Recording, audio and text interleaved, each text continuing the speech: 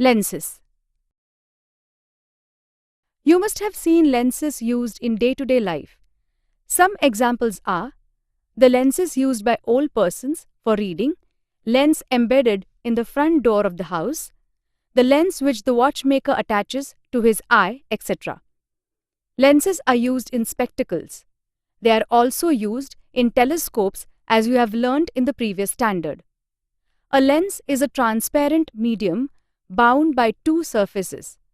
The lens which has two spherical surfaces which are puffed up outwards is called a convex or double convex lens.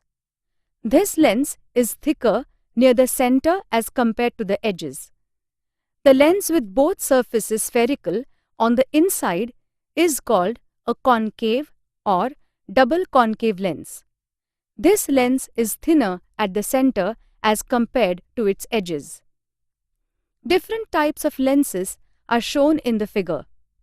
A ray of light gets refracted twice while passing through a lens, once while entering the lens and once while emerging from the lens. The direction of the ray changes because of these refractions. Both the surfaces of most lenses are parts of a sphere. The cross sections of convex and concave lenses are shown in parts A and B of figure.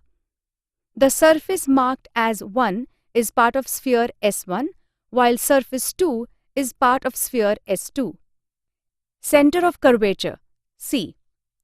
The centers of spheres whose parts form surfaces of the lenses are called centers of curvatures of the lenses. A lens with both surfaces spherical has two centers of curvature, C1 and C2. Radius of curvature, R. The radii R1 and R2 of the spheres whose parts form surfaces of the lenses are called the radii of curvature of the lens. Principal axis. The imaginary line passing through both centers of curvature is called the principal axis of the lens. Optical center, O. The point inside a lens on the principal axis through which light rays pass without changing their path is called the optical center of a lens. In the figure, rays P1, Q1, P2, Q2 passing through O are going along a straight line. Thus, O is the optical center of the lens. Principal focus, F. When light rays parallel to the principal axis are incident on a convex lens, they converge to a point on the principal axis. This point is called the principal focus of the lens. As shown in the figure, F1 and F2 are the principal foci of the convex lens. Light rays parallel to the principal axis falling on a convex lens come together, that is, get focused at a point on the principal axis. So this type of lens is called a converging lens. Rays traveling parallel to the principal axis of a concave lens diverge after refraction in such a way that they appear to be coming out of a point on the principal axis. This point is called the principal focus of the concave lens. As shown in the figure, F1 and F2 are the principal foci of the concave lens.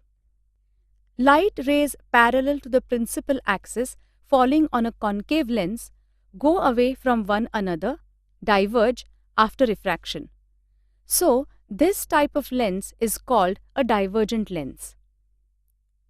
Focal length, F. The distance between the optical center and principal focus of a lens is called its focal length. Try this. Material: convex lens, screen, meter scale, etc. Method: keeping the screen fixed, obtain a clear image of a distant object like a tree or a building with the help of the lens on the screen. Measure the distance between the screen and the lens with the help of the meter scale. Now, turn the other side of the lens towards the screen. Again, obtain a clear image of the distant object on the screen by moving the lens forward or backward. Measure the distance between the screen and the lens again. What is this distance between the lens and the screen called? Discuss the relation. What is the distance between this distance and the radius of curvature of the lens with your teacher? The image of a distant object is obtained close to the focus of the lens. Hence, the above distance is the focal length of the lens. What will happen if you use a concave lens in this experiment?